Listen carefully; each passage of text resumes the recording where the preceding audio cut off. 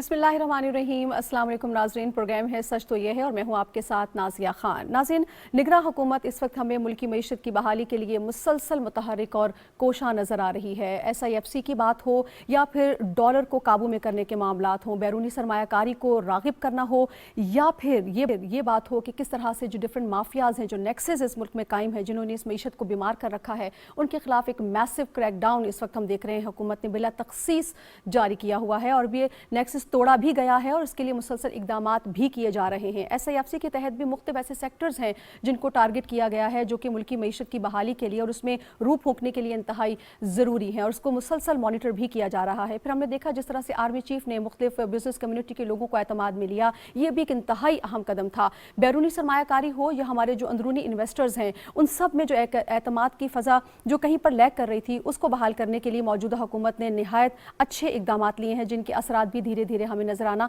शुरू हो जाएंगे। लेकिन अब एक और बात सामने आ रही है जिसको मीडिया रिपोर्ट भी कर रहा है, वो ये है कि मौजूदा हुकूमत ने एक मईशत की बहाली के लिए एक बड़ा ही जामे और बड़ा मंसूबा जो है वो तैयार कर लिया है। कैबिनेट कमेटी से इसकी मंजूरी हो चुकी है, सेनेट में इसको मंजूरी के लिए भेजा जाएगा, जिसके बाद ये प्लान हतमी मंजूरी के लिए निगरान वज़ीर आज़म अनवारुल हक काकड़ के पास जाएगा और वो उसकी हतमी मंजूरी देंगे। प्रोग्राम के पहले हिस्से में आज हम इस प्लान के हवाले से बात करेंगे, जो डिफरेंट सेक्टर्स पर फोकस किया गया है हुकूमत की जानिब से, उस पर गौर करेंगे और देखेंगे कि इन इक़दामात की बदौलत क्या मतलूबा नताइज हुकूमत जो है वो हासिल करना चाहती है और क्या ये पॉसिबिलिटीज़ में है भी या नहीं। प्रोग्राम के पहले हिस्से में इस पर बात करेंगे। प्रोग्राम के दूसरे हिस्से में नाज़रीन आपको लिए चलेंगे इलेक्शन कमीशन की जानिब, जो कि हमें नज़र आ रहा है कि आम इंतखाबात की तैयारियों के सिलसिले में खासा मुतहर्रिक है और अब से कुछ देर कबल ही इलेक्शन कमीशन ने कौमी और सूबाई असम्बलियों के लिए जो इब्तदाई हल्का बंदियों की फहरिस्त है वो जारी कर दी है। 10 अक्टूबर को ये काम मुकम्मल होना था, लेकिन इलेक्शन कमीशन ने 15 रोज़ कबल ही इसको मुकम्मल कर लिया है। इब्तदाई फहरिस्तों की डिटेल इलेक्शन कमीशन की वेबसाइट पर भी मौजूद है, अगर आप वहां जाएं और उसको देखना चाहें तो आप उसको भी विजिट कर सकते हैं। इलेक्शन कमीशन के मुताबिक जनवरी के आखिरी हफ्ते में इलेक्शन का इनेकाद जो है वो कराया जाएगा। साथ ही साथ पंजाब हुकूमत का एक और बड़ा फैसला हमने देखा कि सामने आया है, जिसके तहत जो इलेक्ट्रॉनिक वोटिंग मशीन है उसको ख़त्म करने का फैसला किया गया है। इस प्रोग्राम में इस हवाले से भी डिटेल से बात करेंगे कि सद क्या था और ये जो फैसला किया गया है इसके क्या असरात मुरतब हो सकते हैं, क्या ये फैसला इतना नागुज़ीर था कि इसको लिया जाता, या इसके क्या नुकसानात थे जो मौजूदा हुकूमत जो है पंजाब हुकूमत उसको देख रही थी, जिसके तहत ये फैसला लिया गया है। मैं अपने जो पैनलिस्ट हैं उनसे आपका तारुफ करवा देती हूँ, फिर डिस्कशन को हम ओपन करेंगे। इस्लामाबाद स्टूडियो में मुझे ज्वाइन कर रहे हैं आमिर गौरी साहब, सीनियर सहाफ़ी हैं, तजियाकार हैं, किसी तारुफ के मोहताज नहीं हैं। बहुत शुक्रिया आमिर गौरी साहब सर, आपने टाइम दिया। उनके साथ तशरीफ फरमा हैं वसीम अब्बासी साहब, अगेन सीनियर सहाफ़ी हैं, तजियाकार हैं, मामलात पे गहरी नज़र रखते हैं। बहुत शुक्रिया वसीम अब्बासी साहब सर, आपने ज्वाइन किया। और कुछ ही देर में नाज़रीन हमें ज्वाइन करेंगे डॉक्टर खाकान हसन नजीब साहब, बज़रिया स्काइप माहिर मईशत हैं। आमिर गौरी साहब सर, सबसे पहले तो निगरां हुकूमत ने मुल्की मईशत के लिए जो मंसूबा तैयार किया है उसमें जो एक चीज़ मैं देख रही थी वो ये है कि उनकी जानिब से कहा गया कि टैक्स महसूलात को 13,000 अरब तक जो है वो लेके जाया जाएगा। काबीना कमेटी ने इसकी तजवीज़ दी है। ये तजवीज़ आपको कितनी काबिल अमल दिखाई देती है और ये इक़दाम आपको कैसा लग रहा है कि एक और बड़ा मंसूबा जो है हुकूमत की जानिब से लॉन्च किया जा रहा है? देखें, जो टैक्स कलेक्शन है, एक तो thank you very much for inviting me to your programme. Tax collection जो है वो कोई नया सब्जेक्ट तो है नहीं और इसके ऊपर हम मुसलसल सुनते रहे हैं कि सक्सेसिव गवर्नमेंट्स जो हैं वो बेंचमार्क्स सेट करती हैं, लेकिन आमतौर पे फेल ही होती हैं। और वो इस वजह से होती हैं कि जिस वक्त तक ये सारी की सारी जो हमारी इकॉनमी है इसके अंदर जो पैसे का आना और जाना है, जब तक वो डिजिटाइज नहीं होगा, यानी एनी ट्रांजैक्शन चाहे जितनी छोटी है, अगर फ़र्ज़ किया दुकानों में, मार्केट्स के अंदर वो FBR को पता नहीं लगती और आप छोड़ देते हैं उन लोगों पे जो पैसा कमा रहे हैं कि उनकी सवाबदीद पे छोड़ दें कि वो कितना टैक्स देना चाहेंगे, तो फिर तो ये जो इस तरह के टारगेट हैं ये एक मुझे इस तरह लगता है जिस तरह ये एक मजाक है। इस वजह से कि आप देखें जो पाकिस्तान के बड़े शहर हैं, कराची को ले लें, लाहौर को ले लें, इस्लामाबाद पिंडी को ले लें, बाकी जो हैं वहाँ पर बहुत सारा बिजनेस जो है वो कैश ट्रांजैक्शंस में होता है। इसका मतलब है कि वो लोग जो हैं वो प्रेफर करते हैं कि वो किसी, अगर फ़र्ज़ किया किसी जो टैक्स कलेक्शन अथॉरिटीज़ हैं उनके किसी क्लर्क के साथ, किसी इंस्पेक्टर के साथ उनकी जो है बातचीत हो जाती है,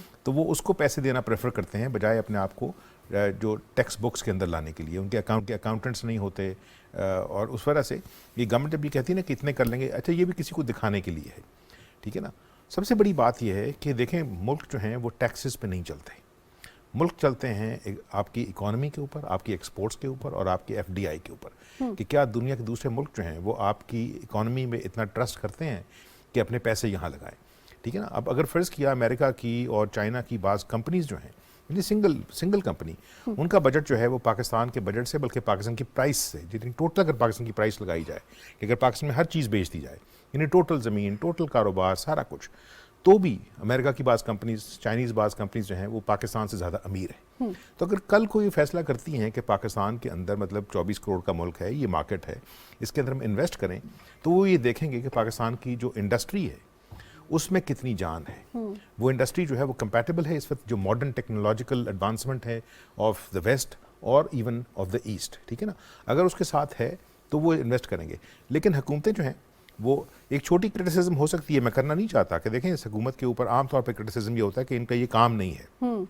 तो जब इस तरह की बात करते हैं कि जनाब ये तो 3-4-5 महीने के लिए आए हैं, तो ये इतने लंबे प्लान किस लिए दे रहे हैं?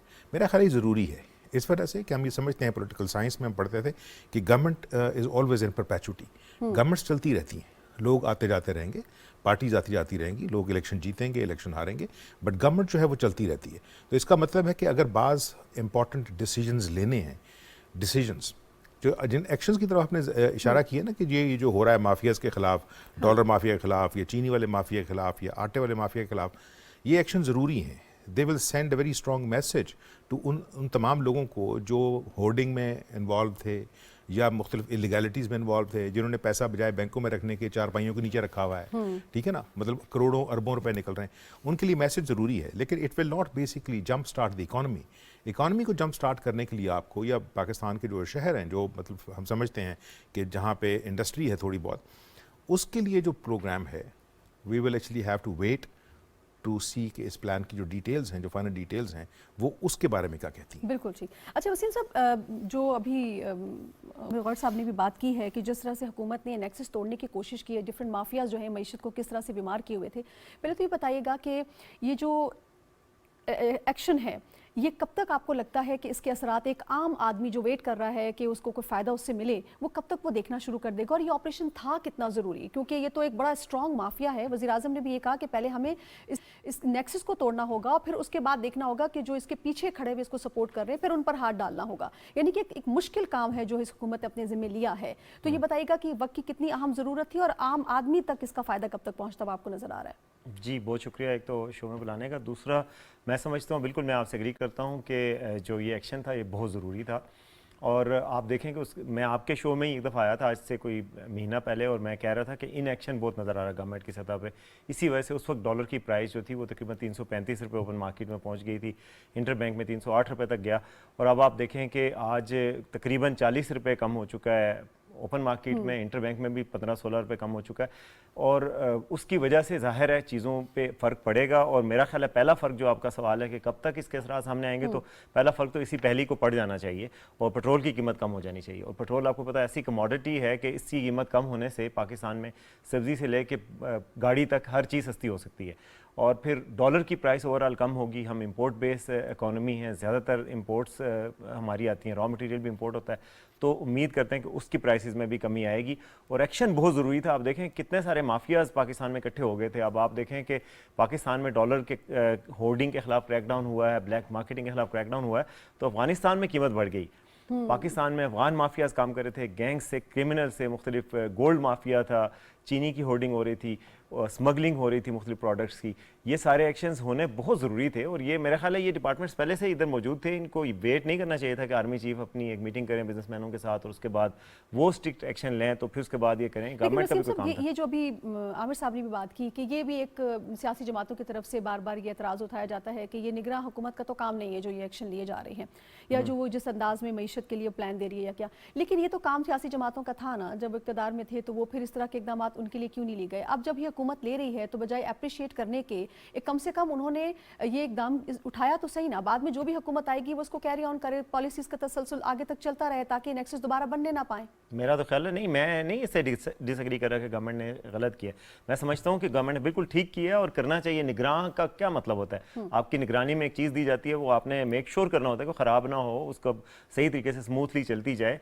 तो मैं समझता हूँ ये बहुत ही ज़रूरी एक्शन है, बल्कि मैं समझता हूँ लगे हाथों आप निजकारी का काम भी कर देना चाहिए, क्योंकि सियासी जमातों के लिए बड़ा मुश्किल है ये काम करना, इसकी पॉलिटिकल कॉस्ट को बियर करना। तो इसलिए ज़रूरी है कि PIA, स्टील मिल, इस तरह के सारे सफ़ेद हाथी जो है उनको निजकारी की जाए और मईशत को सही रुख पे लाया जाए। चूँकि सियासी गवर्नमेंट नहीं है तो इस गवर्नमेंट के पास ये अपॉर्चुनिटी है, पॉलिटिकल इस कॉस्ट बियर कर सकते हैं, तो मेरे ख्याल में ये भी करना चाहिए और ये जो कर रहे हैं ये भी इनका काम है, ये बिल्कुल ठीक कर रहे हैं। ठीक है। अच्छा, इन द मीनवाइल हमें चुके हैं खाकान साहब भी, डॉक्टर खाकान हसन नजीब साहब हमारे मईशत हैं। वेलकम कहूँगी डॉक्टर साहब आपको।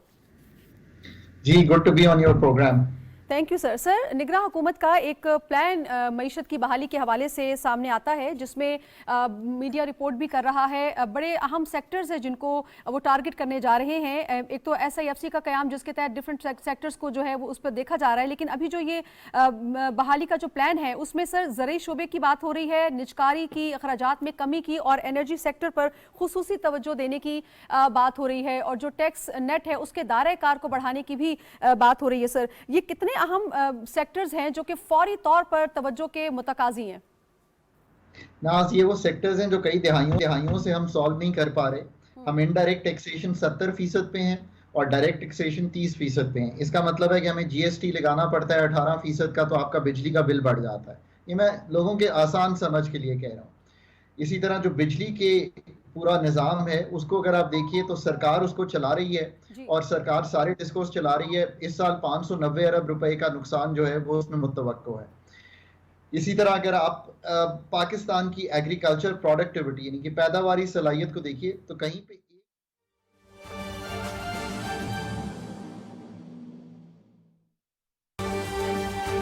अहम खबर से आपको आगाह करेंगे। निगरान वजीर आजम अनवारुल हक काकड़ निजी दौरे पर मदीना मुनव्वरा पहुंच गए। मदीना के गवर्नर फैसल बिन सलमान ने मदीना एयरपोर्ट के शाही टर्मिनल पर पाकिस्तान के सफीर अहमद फारूक, पाकिस्तानी सफारत खाने और जद्दा कौंसलेट जनरल के दीगर आला अफसरान के हमरा उनका पुरतपाक इस्तकबाल किया। ये मनाजिर आप अपने टेलीविजन स्क्रीन पर देख सकते हैं। ये उस वक्त के मनाजिर हैं जब निगरान वज़ीर आज़म अनवारुल हक काकड़ निजी दौरे पर मदीना मुनव्वरा पहुंचे। इस मौके पर मदीना के गवर्नर फैसल बिन सलमान ने उनका इस्तकबाल किया। इसके साथ साथ मदीना एयरपोर्ट के शाही टर्मिनल पर पाकिस्तान के सफीर अहमद फारूक, पाकिस्तानी सफारत खाने और जद्दा कौंसलेट जनरल के दीगर आला अफसरान भी उनके हमरा थे।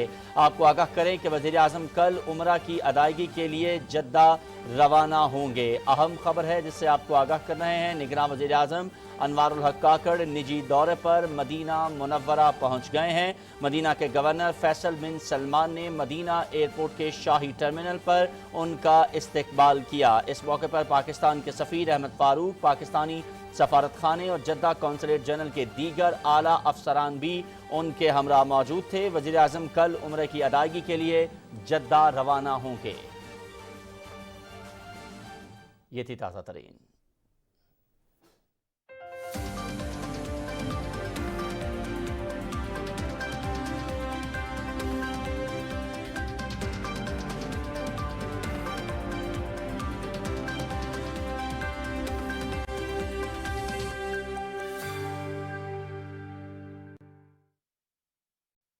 मलजूम जुज है नौकरियां क्रिएट करने के लिए, और नौकरियां ही पॉवर्टी को मिटाती हैं। तो ये हमने पूरा एक लिंक बना दिया। पर चूंकि आपने कई दिहाइयों से इस पे कलीदी जो फैसले हैं वो नहीं किए, और अभी हम उसकी बात भी कर लेते हैं, तो ये एक अच्छा प्लान है, ये एक अच्छी सोच है कि इनमें कलीदी फैसले होने चाहिए। आई डोंट थिंक कि अगले 3 महीनों में कोई कलीदी फैसले जो हैं वो ऐसे हो पाएंगे कि PIA की निजकारी हो जाए या डिस्कोस निजकारी पे आ जाए, ऐसा नहीं होगा। बट चूंकि ये एक एम्पावर्ड केयर टेकर सेटअप है, तो इनसे हमें जो उम्मीद है वो दूसरे केयर टेकर सेटअप से बहुत ज्यादा है। इनको कॉन्स्टिट्यूशन में एक एम्पावरमेंट दी गई है कि ये प्राइवेटाइजेशन को आगे बढ़ा सकते हैं। तो लेट्स सी के व्हाट दे कैन डू। अभी तो एक बातचीत हुई है कि हम प्राइवेटाइज करना चाहते हैं। ये तो एक मतलब डिस्कोस जो है वो प्राइवेटाइजेशन की लिस्ट पे पिछले 28 साल से हैं। फेस्को आई थिंक और ISCO जो है वो इतने अरसे से हैं, पर हम नहीं कर पाए। सो ये एक अच्छी बात है। SIFC I think slightly different है, तो मैं उस पर स्लाइटली डिफरेंटली बात करूंगा कि क्योंकि वो लास्ट पॉलिटिकल गवर्नमेंट में बन गई थी, और चूंकि एस्टैब्लिशमेंट ने एक इजहार किया कि वो उसको मैनेज करने में, एडमिनिस्टर करने में, उसको आगे बढ़ाने में, उसको परपेचुटी देने में यानी कि कंटिन्यूटी देने में एक किरदार अदा करेंगे, तो वो एक अच्छा आंसर है। वो इसलिए अच्छा है कि पाकिस्तान ये जो सारे कलीदी फैसले हैं ये तो अपनी जगह करेगा।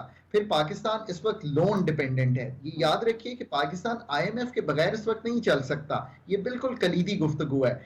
30 सितंबर को IMF का रिव्यू होना है। मैं हर इंटरव्यू में ये कहता हूं कि केयर टेकर का पहला काम फाइनेंस टीम का वो रिव्यू कराना है. Long term plans will come second. The first thing they must do is get that review done and get Pakistan the second tranche $1 अरब की.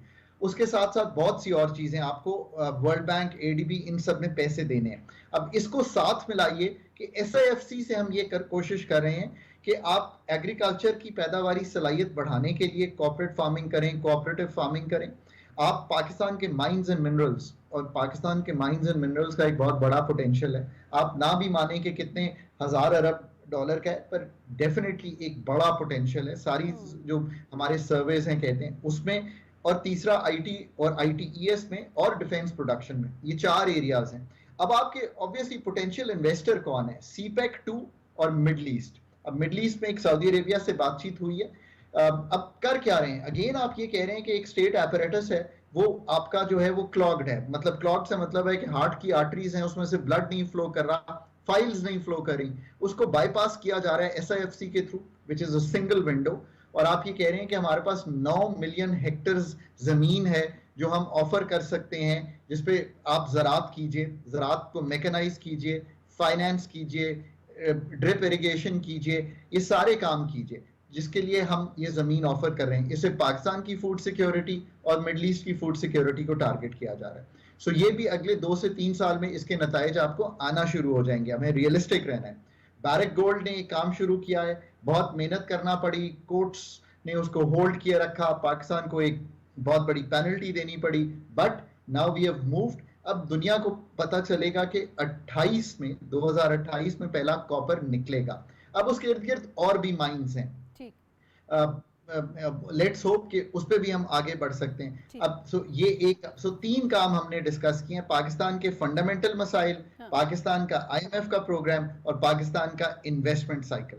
ये है पाकिस्तान का इस पर जो ये इन्वेस्टमेंट साइड्स की जो आपने बात की है, क्योंकि वज़ीर आज़म अपने दौरे के दौरान बैरूनी सरमायाकारों को मुस्तकिल ये रहे हैं, दावत देते रहे हैं कि वो पाकिस्तान आएँ और पाकिस्तान जो है कोई आइडियल मुल्क है उनकी सरमायाकारी के लिए. इस पर बात करेंगे. और ये बात यहाँ बहुत ज़रूरी है कि ये जो मौजूदा हुकूमत का प्लान है, निगरान हुकूमत ने जो दिया है, ये 2 साल के लिए, यानी कि जो नेक्स्ट आने वाली हुकूमत है वो फिर इसको कंटिन्यू करेगी. क्योंकि अगर पॉलिसीज़ का तसलसल होगा तो फिर हमें उसके फ्रूटफुल जो नताइज हैं वो सामने नजर आएंगे. ब्रेक लेते हैं, इस पर कंटिन्यू करेंगे, साथ रहिएगा.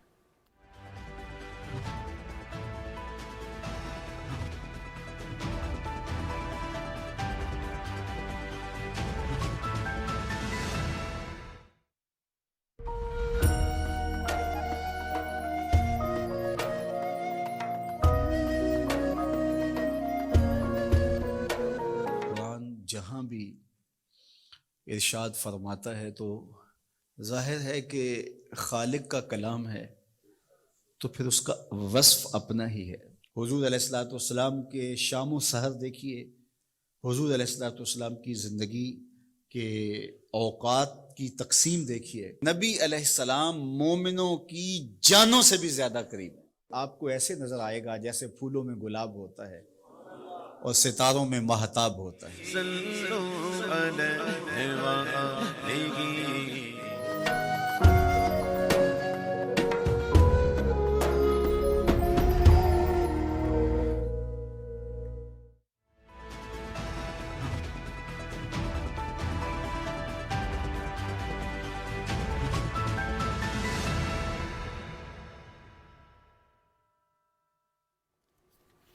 वेलकम बैक नाज़रीन. आमिर साहब, हम अभी बात कर रहे थे ब्रेक में जाने से पहले बैरूनी सरमायाकारी के लिए. हमने देखा कि वज़ीर आज़म मुख्तलिफ फोरम्स पर बैरूनी सरमायाकारों को इनवाइट करते रहे हैं कि वो आएँ. इसी तरह से आर्मी चीफ ने यहाँ पर बिज़नेस कम्युनिटी से काफ़ी डिटेल मुलाकात की, उनकी तजावीज़ ली, उनकी शिकायत सुनी. तो आपको क्या लगता है इस वक्त पाकिस्तान बैरूनी सरमायाकारों को वेलकम कहने के लिए तैयार है? देखिए, बड़ा कॉम्प्लिकेटेड सा सब्जेक्ट है इस वजह से कि पाकिस्तान के अंदर जो सबसे बड़ी सरमायाकारी हुई है और जिसको हम लोग रिकग्नाइज़ नहीं करते, वो रियल स्टेट में हुई है. और उसके अंदर जो इन्वेस्टमेंट है वो ओवरसीज़ पाकिस्तानीज़ ने की हुई है. ठीक है ना. और बेपनाह स्कीम्स जो हैं, अगर आप देखें जितनी भी बड़ी रियल एस्टेट की स्कीम्स हैं मेजर सिटीज़ के अंदर, उनके आसपास जो फैलती जा रही हैं. मतलब आप सिर्फ अगर रावलपिंडी को देख लें तो यहाँ से लेकर आप गुजर खान तक 30 मील तक कोई आपको ज़मीन खाली नहीं मिलेगी. इधर से चक्री तक जो है वो सारे के सारे प्लान्स बन रहे हैं. इधर से अटक तक चले जाएंगे प्लान्स. और उसमें होता क्या है, दे आर फोकसिंग बहुत ज़्यादा ओवरसीज़ कम्युनिटीज़ तक. ठीक है ना, कि वो लोग वो जो अगर फर्स्ट किया अटक से लेके जेलम तक रहते हैं, they would like to actually have a small plot of land है, लेकिन उनकी प्रोटेक्शन नहीं है। बेपनाह केसेस ऐसे हैं जिसके अंदर उनकी ज़मीनों के ऊपर कब्जे हुए हैं या स्कीम्स जो हैं।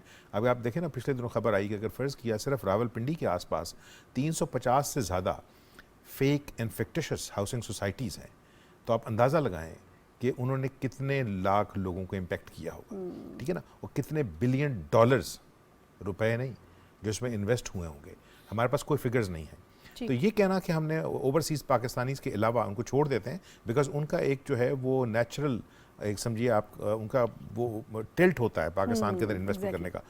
जिन लोगों को आप इन्वेस्ट करने के लिए कह रहे हैं, हाँ। हमें ये देखना है कि क्या पाकिस्तान जो है वो खुद तैयार है उन लोगों को बुलाने के लिए। सिर्फ ये कहने तक नहीं कि पाकिस्तान जो है उसमें आके पैसे लगाएं।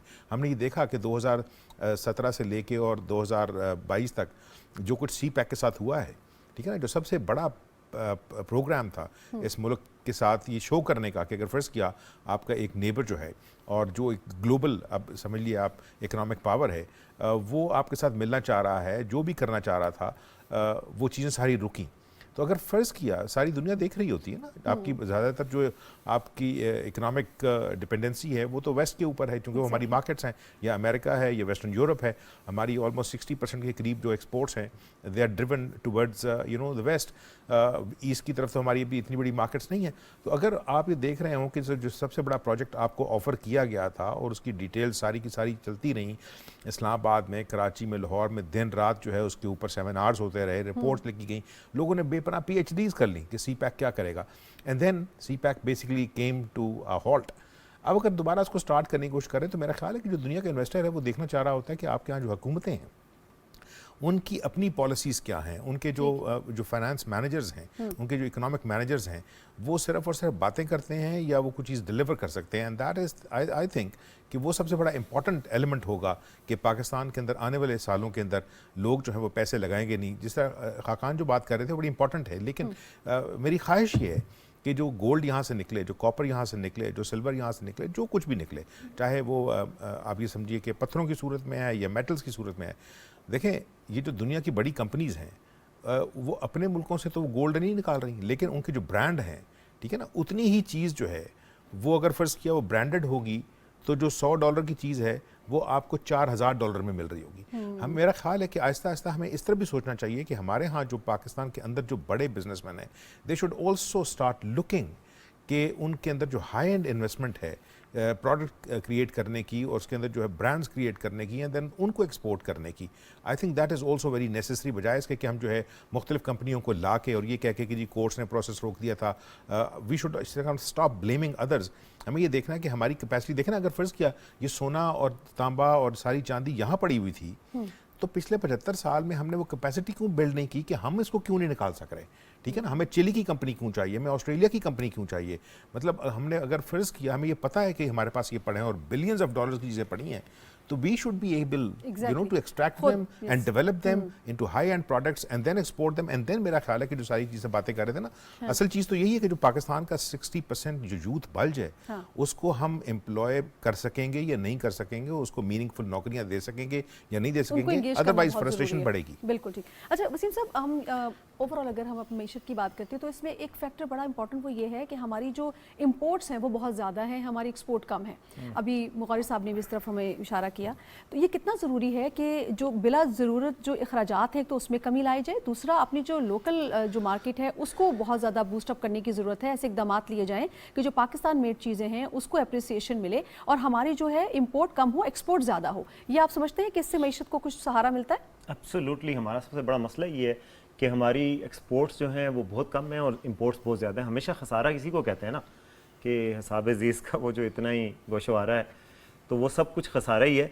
वजह यही है कि हमारी जो इंपोर्ट, हमारी सारी इंपोर्ट्स पे सारा फोकस है और हम अननेसेसरी कैट फूड तक इंपोर्ट करते हैं। पाकिस्तान में क्या कैट फूड नहीं बना सकते? सुई से लेके आप जहाज़ तक हर चीज़ इंपोर्ट करते हैं। तो ये हमें जो प्रॉब्लम है उसमें एक ये प्रॉब्लम भी है जो गौरी साहब अभी मेंशन कर रहे थे कि रियल स्टेट में इन्वेस्टमेंट, रियल स्टेट मैं समझता हूँ ये कुछ भी नहीं है। रियल स्टेट में इन्वेस्टमेंट एक ज़या है। क्योंकि क्या होता है, इसमें बबल ही है एक किस्म का रियल स्टेट का, जिसमें एक कंक्रीट की दीवारें बनाई जा रहे हैं। हम कोई एक्सपोर्टेबल कोई चीज़ तो नहीं बना रहे, कमोडिटी कोई नहीं बना रहे। आप हमारे पड़ोसी मुल्क को देख लें कि वो मेड इन इंडिया प्रमोट करते रहे कह के ब्रांड को, हमें भी मेड इन पाकिस्तान प्रमोट करना चाहिए। हमें इंपोर्ट्स को हार्ड करना चाहिए। ज़ाहिर है अभी IMF की वजह से, शराइत की वजह से हम नहीं कर सकते, लेकिन कम अज़ कम हम कंपेटिटिव मार्केट तो बनाएं ना, लोकल इंडस्ट्री को इतना ज़्यादा वो करें कि हम कुछ चीज़ें बनाने की तरफ आएँ। ओवरसीज़ पाकिस्तानीज़ भी पाकिस्तान में कोई फैक्ट्री लगा के दें ना, कोई टेक्नोलॉजी को ट्रांसफ़र करें, कोई अच्छी चीज़ लेके आएँ जिससे पाकिस्तान में चीज़ें बने, जो चीज़ें पैसे पैदा करें, बाहर एक्सपोर्ट हों और पाकिस्तान में ये खसारा कम हो जाए जो ये हो रहा है। तो मेरे ख्याल में गवर्नमेंट को ये ज़रूर करना चाहिए, सरमायाकारी भी उन सेक्टर्स में होनी चाहिए। मैं नहीं समझता कि रियल स्टेट में सरमायाकारी से हमें कोई फ़ायदा होगा। सरमायाकारी हमें कमोडिटीज़ डेवलपमेंट में सरमायाकारी चाहिए। बिल्कुल ठीक। अच्छा नजीब साहब, सर मैं आपकी तरफ आऊँगी। अभी हम ये सारी बात तो कर रहे हैं, लेकिन एक बड़ी इंपॉर्टेंट चीज़ ये भी है कि जो टैक्स है उस टैक्स बेस के बढ़ने की जब बात बार बार हुकूमत करती है, तो ये बताइएगा ज़रा ये कितनी ज़रूरी है। दूसरा ये हम ये देख रहे हैं कि जो टैक्स पेयर हैं वो बहुत कम है, यानी कि गरीब जो है वो तो अपने हिस्से का बाकायदा टैक्स दे रहा है, लेकिन अशराफिया जो है वो अपने हिस्से का काम हमें करती हुई नजर नहीं आ रही है। हमने ये भी देखा कि वज़ीर आज़म जब दौरे पर थे तो IMF की सरबराह ने भी इसी तरह बात की कि जो अशराफिया है उस पर टैक्स को लागू किया जाए और जो गरीब तबका है उसको जो है वो सहूलियात या फैसिलिटेट किया जाए। एक दूसरा टैक्स है, इसका दायरा कार किस तरह से बढ़ाया जा सकता है, और जो मसाइल आते हैं बीच में जिसकी वजह से लोग टैक्स देने से घबराते हैं उनको किस तरह से फैसिलिटेट किया जाए, उनको किस तरह से आसानी उनके लिए बनाई जाए ताकि वो खुशी खुशी टैक्स देने पर राजी हों। एक तो ये बात है, हमें ये समझना है कि हम फॉरेन इन्वेस्टमेंट तो लाना चाहते हैं, हम ओवरसीज पाकिस्तानीज की भी इन्वेस्टमेंट लाना चाहते हैं, हम लोकल लोगों की भी इन्वेस्टमेंट लाना चाहते हैं, बट ये जो ओपियम है रियल एस्टेट का, इससे कौम को निकालना चाहते हैं। ये जो ओपियम है डॉलर खरीदने का, इससे कौम को निकालना चाहते हैं। ये जो ओपियम है कमोडिटीज को रोक लेने का, होल्ड कर लेने का, इससे निकालना चाहते हैं। अब ये तरीका बड़ा सादा है। एक तो कौम को ये बताना है कि कुछ बनाइए, आप ट्रेडेबल सेक्टर्स, जो चीज जूती बनाइए बेच सकते हैं, रियल एस्टेट बिकती नहीं है। कमोडिटीज को रोक लेना is not a good thing to do. Dollar Pakistan की करेंसी नहीं है, ये तो हमने एक अलाउ किया हुआ है। इकोनॉमिक रिफॉर्म्स एक्ट 1990 या 92 में आया तो हमने ये चीज अलाउ की। आप दूसरे मुल्कों में जाएं तो you can't even do what we are doing. Money changers भी पाकिस्तान और दुबई का फिनोमेना है। We have to start thinking about this. असल बात जो है वो ये है कि हम चाहते हैं कि आप सरमायाकारी पाकिस्तान में कीजिए, पर मेरी एग्रीकल्चर की पैदावारी सलाहियत को बेहतर बनाने के लिए कीजिए। मेरी जमीन ना लीजिए आप, क्योंकि जब आप मेरी जमीन लेते हैं उसमें मेरी कोताही है कि मैंने जमीन पे ना टैक्स लगाया कभी, मुझे इतना टैक्स लगाना चाहिए था। आप जरा नाज ये देखिए कि आप 1 करोड़ का प्लॉट खरीदिए, उसको 5 साल बाद 2 करोड़ का बेच दीजिए, आपको एक मिनिमल टैक्स लगेगा। पर इसी असना में मैं अपनी वेज पे पाकिस्तान में 25% हर साल टैक्स देता रहूंगा, हालांकि मेरी तनख्वाह अगर 6, 7, 8 लाख रुपए आई है। अब ये है प्रॉब्लम। हमने रियल एस्टेट को ना नो योर कस्टमर किया। आप करोड़ रुपए की बोरी में पैसे डालिए और जाके प्लॉट खरीद लीजिए। This is wrong. आप कोई कारोबार करने जाएं तो हम इतनी हर्डल्स क्रिएट करते हैं। ये है री रेगुलेशन ऑफ द इकोनॉमी, और ये है अगेन थिंकिंग तब्दील करने की। इसी से टैक्सेशन की तरफ आ जाइए। टैक्स कीजिए, जो कैपिटल गेन होता है रियल एस्टेट में उसको कहिए कि जो मेरा उस साल का टैक्स रेट है, जो लेट्स से अगर 20, 25, 28% है, तो उस पे उस कैपिटल गेन को टैक्स कीजिए, तो लोग इसमें काम करना बंद कर देंगे। और हम चाहते हैं कि लोग इसमें काम करना बंद कर दें। मैं चाहता हूं कि डिफ्लेट हो जाए, कम हो जाए पाकिस्तान में कीमतें रियल एस्टेट की, ताकि लोग ये कहें कि मैं स्टॉक मार्केट में पैसे लगाऊं, ताकि कोई कंपनी कोई कारोबार करे, जूती ही बाहर क्यों ना बेचे, गाड़ियां बनाते हैं, एक लाइट दुनिया में नहीं बेची। मतलब we have to start thinking. So एक तो हमारी टैक्सेशन इंसेंटिवाइज करेगी मैन्युफैक्चरिंग को। मैन्युफैक्चरिंग पाकिस्तान में सबसे ज्यादा टैक्स्ड सेक्टर है इस वक्त, इसलिए कि वो फॉर्मल सेक्टर है। रिटेल एंड होलसेल, आपने उसको 100 रुपए दिन का टैक्स लगाया, 100 रुपए 2022 के बजट में आपको विड्रॉ करना पड़ा। अगर आप नहीं देंगे ये टैक्स तो बिजली में 18% टैक्स लगेगा, बिकॉज वो इनडायरेक्ट है। नाज पाकिस्तान में 70% इनडायरेक्ट टैक्सेशन है, जो गरीब और अमीर पे एक जैसी फॉल करती है। 18% आपके इलेक्ट्रिसिटी के बिल में भी आता है और अरबपति के बिल में भी वही आता है, और लो इनकम अर्नर के भी 18% ऑफिस बिल आता है। इन चीजों से निकलने के लिए रिटेल, होलसेल, पाकिस्तान का जो टैक्सेशन स्ट्रक्चर है उसको ठीक करना है, हमने एग्रीकल्चर इनकम टैक्स लगाना है। पिछले साल पूरे मुल्क ने 7200 अरब रुपया टैक्स दिया, एग्रीकल्चर इनकम टैक्स 4 अरब रुपया था, 23% वो हमारी जीडीपी का है।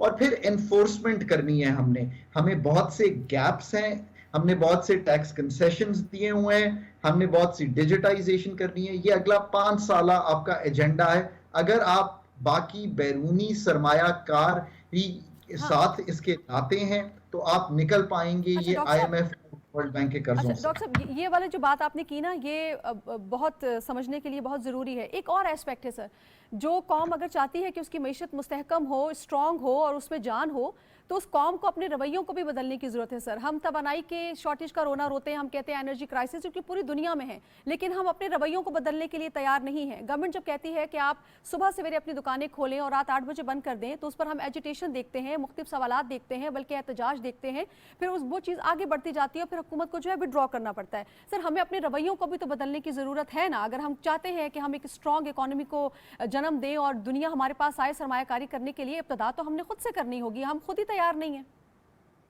नाज, मुझे 2 बातों की बड़ी खुशी है। एक तो ये कि आपने ये बात सामने रखी।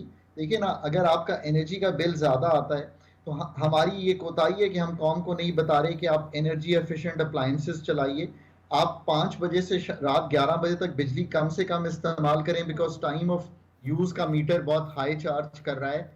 आप अपना टीवी जो है ना वो अनप्लग कर दें जब कमरे से बाहर जाएं, या सारी रात या सारा दिन। आप अपने एयर कंडीशनर को 26 की बजाय 28 पे रख लीजिए। आप अपने फैन वो इस्तेमाल कीजिए जो एनर्जी एफिशिएंट हो। आप अपने घर को इंसुलेट कीजिए, आप पर्दे गिराएंगे तो धूप नहीं आएगी।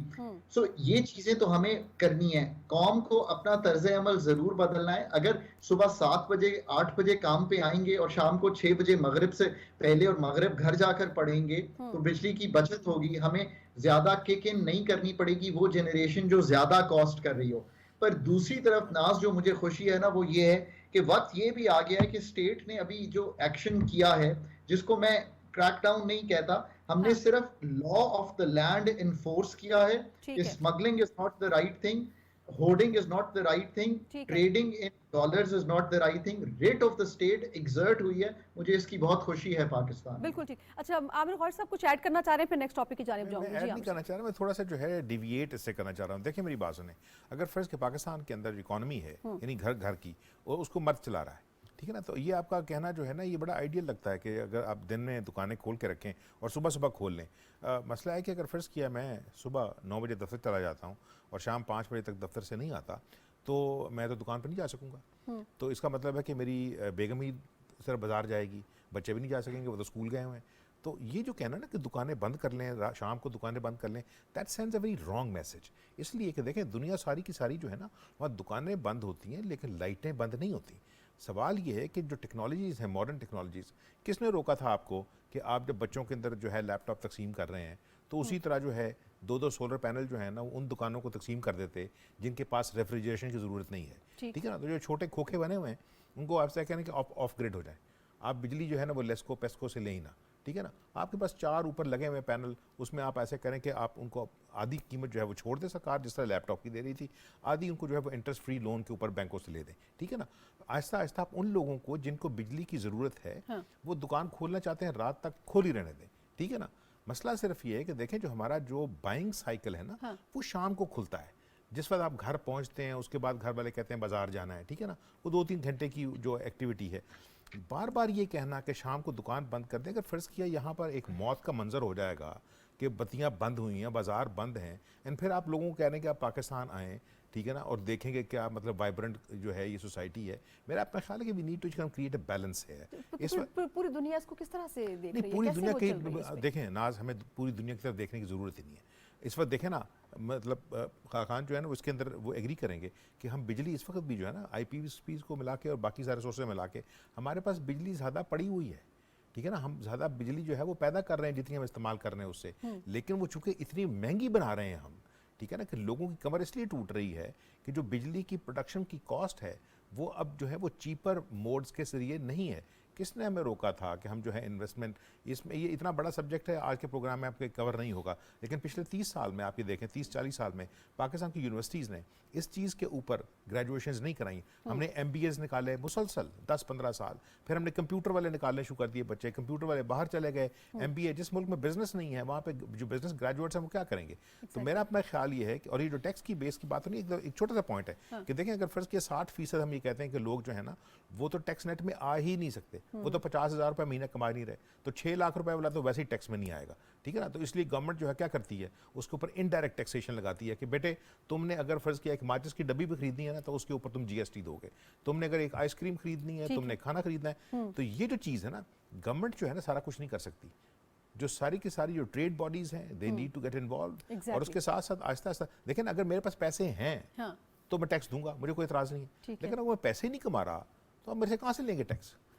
ठीक ठीक। अच्छा, इस पर नाज़रीन यहाँ पर इस डिस्कशन को मैं रोकूंगी, एक ब्रेक से जब वापस आएंगे तो नेक्स्ट टॉपिक की जानिब जाएंगे, क्योंकि आम इंतखाबात के हवाले से इलेक्शन कमीशन की मुसलसल तैयारियाँ हमें नज़र आ रही हैं। सियासी जमातें कितनी मुतहरिक है अपने मंशूर को लेके और डिफरेंट इकदाम को लेके, किस तरह से वो आवाम को कायल कर पाएंगी, इस पर बात होगी इस ब्रेक के बाद।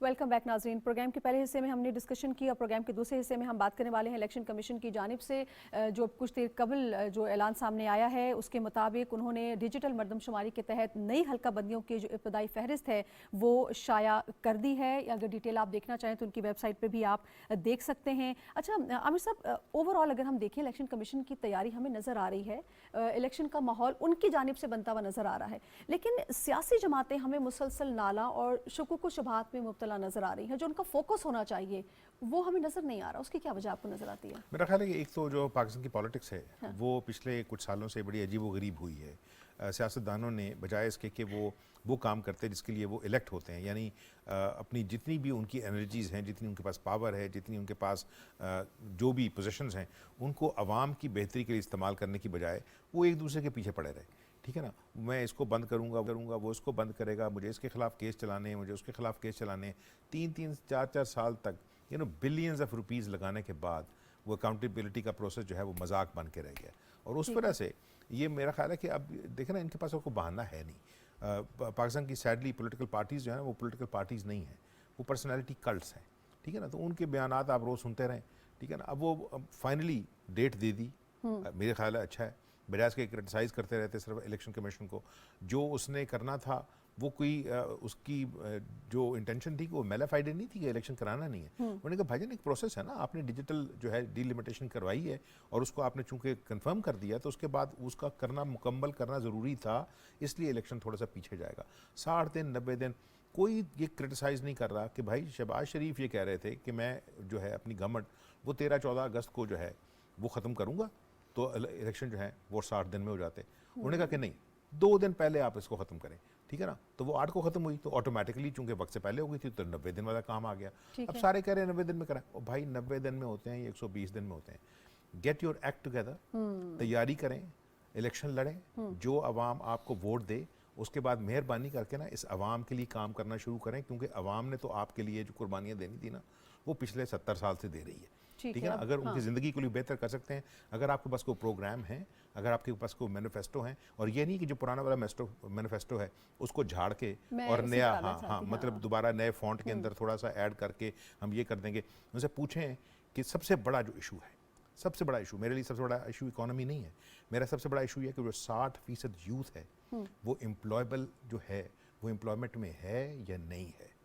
ठीक है ना, अगर वो एम्प्लॉयमेंट में नहीं है तो उनकी जो फ्रस्ट्रेशन है that will become Pakistan frustration. अगर वो इकोनॉमी का पहिया नहीं चलता, और ये जो ड्रामे है ना कि आपके साथ जो दोस्त मुल्क हैं जो आपके साथ खड़ा करने होने की कोशिश कर रहे हैं, उनको आप ग्लोबल पॉलिटिक्स के अंदर कि हमने इस ग्रुप में जाना है कि इस ग्रुप में जाना है, आप हमारे अपने रीजन में देख लें कि जो मुल्क हैं they are perfectly all right, 40 साल की उन पर सैंक्शंस लगी हुई हैं, but they are in global talks with the west, with America, with China.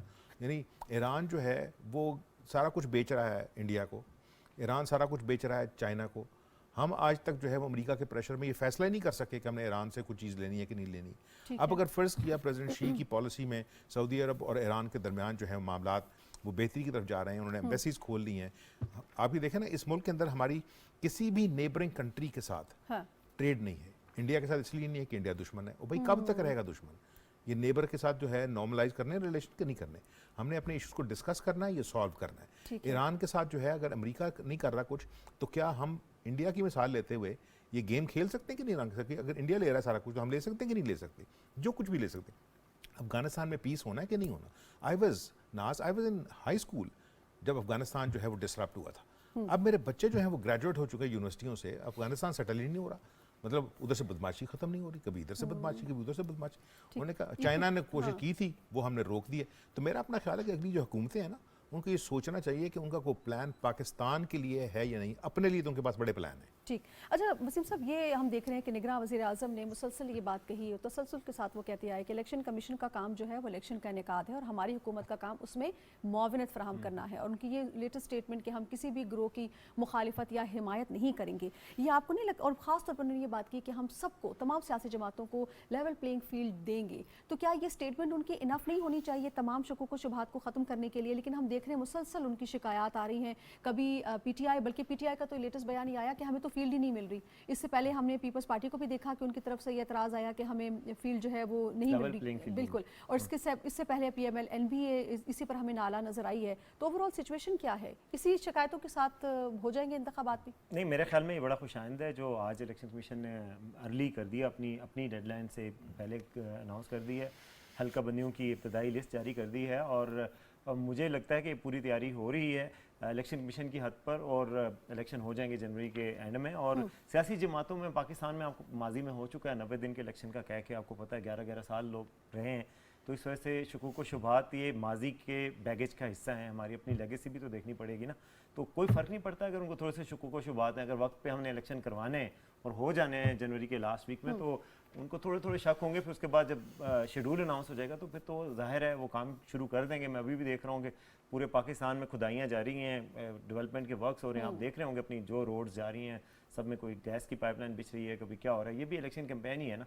तो मुझे नहीं लगता कि कोई ऐसे शकूक व शुबहात हैं या कोई ऐसा बड़ा मसला है उनके शकूक व शुबहात। लेकिन माहौल नहीं नजर आ रहा ना वसीम साहब, जिस तरह का नहीं, माहौल इसलिए नजर नहीं आ रहा कि उनको भी यकीन नहीं आ रहा और शेड्यूल नहीं अनाउंस हुआ अभी तक। शेड्यूल के बाद आपको लगता है कि बिल्कुल 100% मुझे लगता है शेड्यूल के बाद सारा माहौल हो जाएगा। और दूसरी बात जो आप PTI की कह रही हैं, ज़ाहिर है उनको नहीं लग रहा था कि बल्ले के निशान पे इलेक्शन लड़ने देंगे या नहीं देंगे। अगर अभी आ जाता है और उम्मीद की जा रही है, जिस तरह का प्राइम मिनिस्टर का बयान भी है, तो उम्मीद की जा रही है कि उनको भी लेवल प्लेइंग फील्ड मिल जाएगी, कम से कम उनकी हद तक। ज़ाहिर है जो लीडर नायल है वो तो नायल रहेंगे, लेकिन जो पार्टी है उसकी हद तक इलेक्शन लड़ने की इजाज़त उनको मिल जाएगी।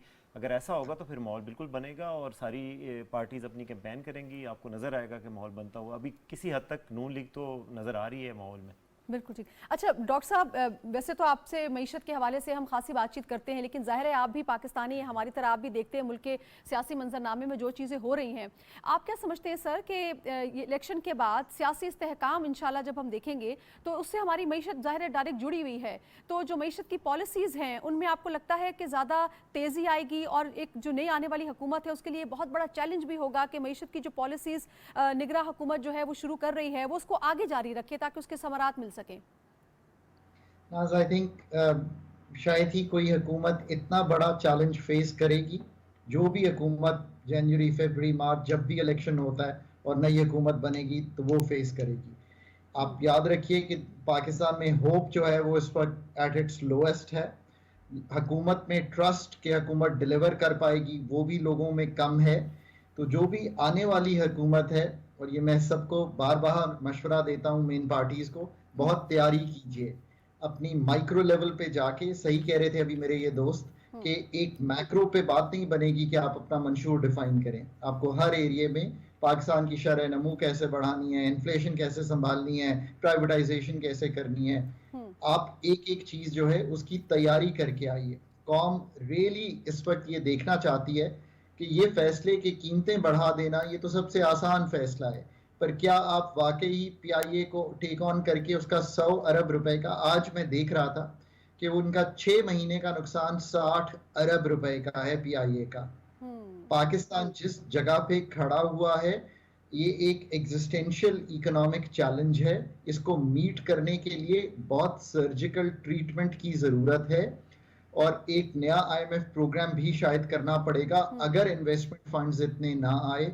इसके लिए पाकिस्तान की कोई भी हुकूमत अगली जब तक अपने अंदर काबिलियत, सलाहियत और इस्लाह का प्रोग्राम नहीं लेकर आएगी, तो आप मुझे 5 साल बाद इसी चैनल पे इसी वक्त इंटरव्यू कर लीजिएगा तो मैं ये बात आपको रिपीट कर दूंगा।